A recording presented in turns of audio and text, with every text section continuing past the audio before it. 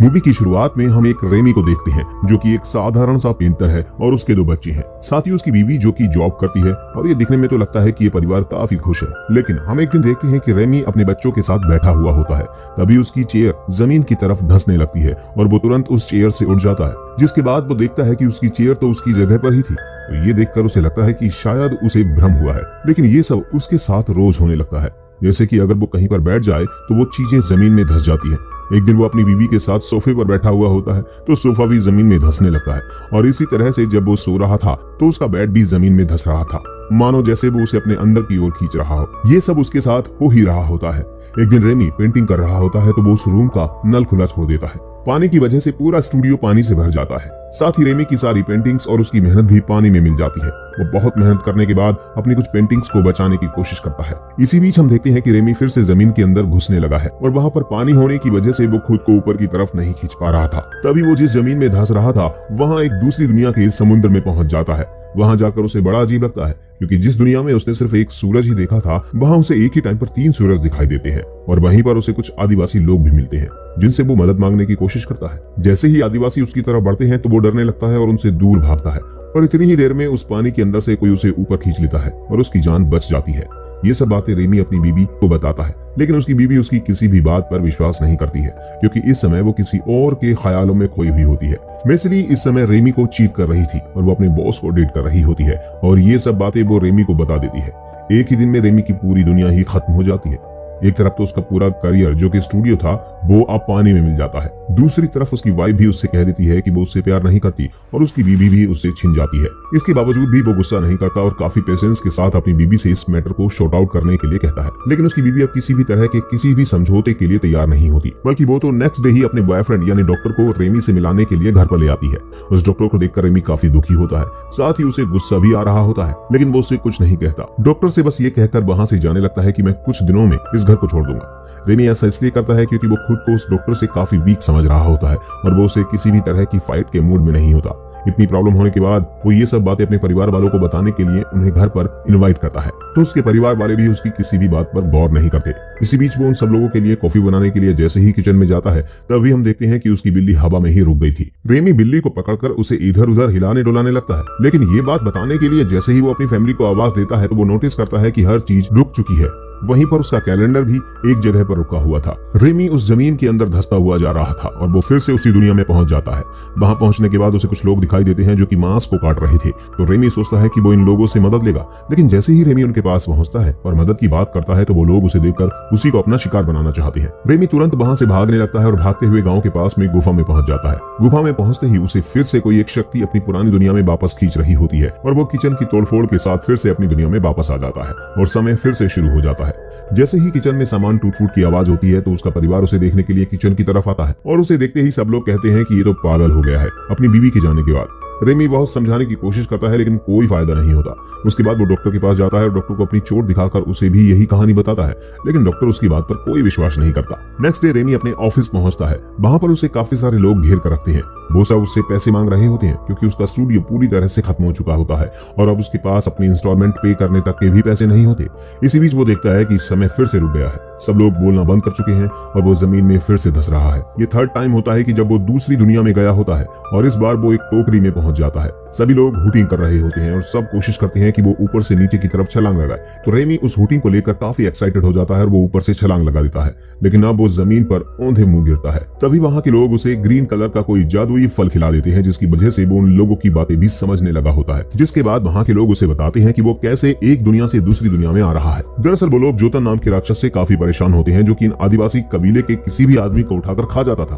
तभी इस कबीले के कुछ विद्वान लोगों ने अपनी पौराणिक कथाओं को उठाकर देखा तो उन्हें पता चला है कि इस राक्षस से बचने के लिए उन्हें किसी दूसरी दुनिया का एक इंसान ही बचा सकता है। इसके लिए उन्हें कुछ पूजा करनी होगी। इस कबीले के लोग ऐसा ही कर रहे थे। तभी ये सारी घटनाएं घटने लगती हैं, जैसे जमीन में धंसने वाली यानी सोफे, चेयर और बेड की। ये सब इसी पूजा पाठ का नतीजा था। लेकिन रेमी उस कबीले के लोगों को उनकी मदद करने से मना कर देता है क्योंकि उसे खुद पर बिल्कुल भी विश्वास नहीं होता कि वो कभी किसी की जान बचा सकता है।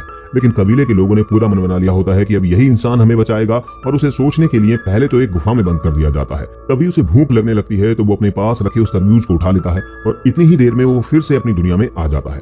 और इस बार वो किसी को भी अपने बारे में कुछ नहीं बताता, क्योंकि उसे पता है कि उसकी बात पर कोई विश्वास नहीं करेगा और अपनी प्रॉब्लम का सॉल्यूशन गूगल पर खोजने की कोशिश करता है। गूगल से भी उसे कोई मदद नहीं मिलती। इसके बाद वो प्रोटीन लेने लगता है जिससे कि उसकी बॉडी में ताकत आ जाए और जोतन नाम के उस राक्षस से उन लोगों की जान बचा सके। लेकिन रेमी में ताकत आई या नहीं ये तो नहीं पता, लेकिन वो काफी मोटिवेट हो चुका था कि शायद वो भी किसी की मदद कर सकता है। इसके बाद वो फिर से दूसरी दुनिया में पहुंच जाता है और इस बार गांव वालों से कहता है कि तुम्हें अपनी जान बचाने के लिए दूसरे गांव में बसना होगा और बीच रास्ते में मैं तुम्हारी मदद करूंगा। लेकिन उस कबीले की मान्यता थी कि अगर वो अपनी सरहद से पार जाएंगे तो उन पर बिजली गिरेगी। तो इस बात को सुनकर रेमी पहले तो हंसता है और वो खुद सबसे पहले सरहद को पार कर लेता है, लेकिन उसके साथ ऐसा कुछ नहीं होता। जिसके बाद उसके गांव वाले भी उसके पीछे पीछे जाते हैं और जब ये जा रहे होते हैं तब रास्ते में इन लोगों पर जोतन के 2 आदमी हमला करते हैं। तो रेमी उनसे मुकाबला करता है। वो युद्ध कला में इतना ज्यादा निपुण तो नहीं होता, लेकिन फिर भी वो जैसे तैसे करके जोतन के एक आदमी को मार देता है। इसके बाद तो सभी लोग उसको अपना राजा मान ही लेते हैं।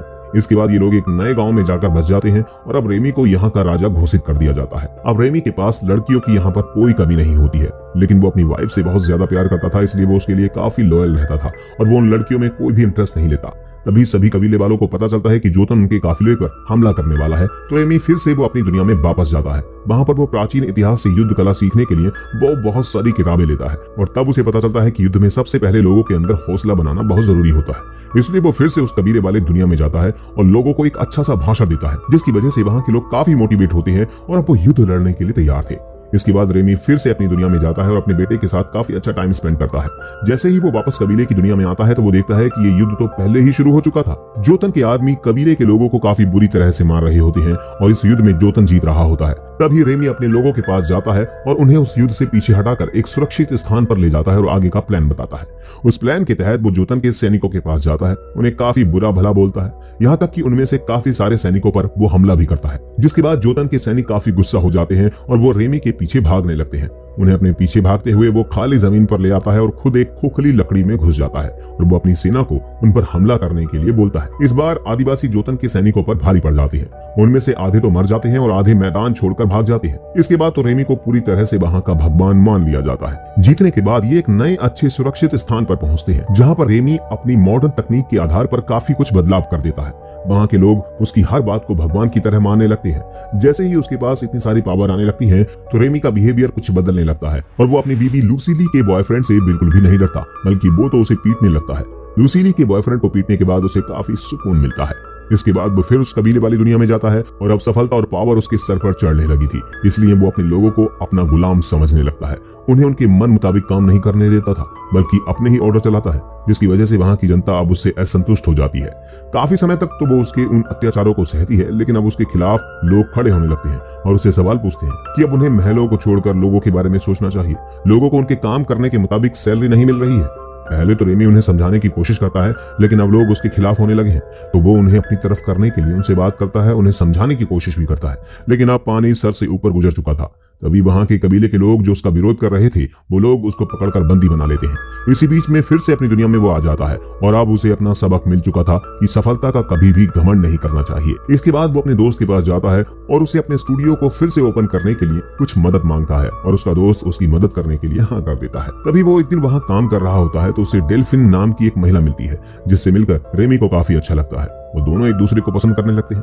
इसी बीच डेल्फिन रेमी को किस करती है तो वो फिर से उसी कबीले वाली दुनिया में पहुंच जाता है, क्योंकि वहां की मान्यता के अनुसार जब तक जोतन को वो मार नहीं देता तब तक उसका काम नहीं खत्म हो सकता। रेमी अब इन सब चीजों में नहीं पड़ना चाहता था, लेकिन उसे ये करना पड़ता है क्योंकि वो कबीले वाले उसे काफी फोर्सफुली ये सब करने के लिए बोलते हैं और उसे जबरदस्ती पकड़कर उस गुफा में भेज देते हैं जहां पर जोतन रहता है। तब लड़ाई शुरू होती है तो देखकर लगता है कि जोतन के सामने अब रेमी की खैर नहीं, लेकिन वो भाले को उठाकर कहीं ऐसे ही फेंक रहा होता है और वो भाला जोतन के सीने पर जाकर लगता है और जोतन वहीं पर मर जाता है। और ये देखकर सभी लोग बेहद खुश होते हैं और अब वो आखिरी रस्म की तैयारी कर रहे होते हैं।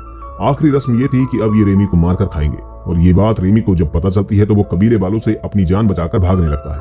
तभी हम देखते हैं कि जो वहां के विद्वान लोगों के हाथों में एक चीज होती है उसे वो आग में डाल देता है इसका मतलब ये था कि अब वो कभी भी इस दुनिया से दूसरी दुनिया में नहीं जा सकता और सब लोग अब उसे पकड़ लेते हैं। लेकिन उनमें से कुछ लोगों को रेमी पर तरस आ जाता है और वो उस जादुई चीज को आग से निकालकर पानी के अंदर डाल देते हैं। जैसे ही वो जादुई उपकरण पानी के अंदर जाता है तो रेमी फिर से अपनी दुनिया में वापस आ जाता है और जब उसकी आंख खुलती है तो वो खुद को हॉस्पिटल में देखता है, जहां पर उसके सामने डेल्फिन और लूसिली दोनों ही वहां पर खड़ी हुई दिखाई देती है।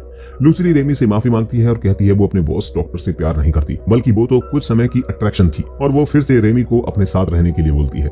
पहले तो रेमी उसे मना कर देता है। ये देखकर डेल्फिन को बहुत ज्यादा अच्छा लगता है, लेकिन जैसे ही डेल्फिन को पता चलता है कि रेमी और लूसिली का डाइवोर्स फाइनल नहीं हुआ है तो वो उसे दूर रहना ही बेहतर समझती है।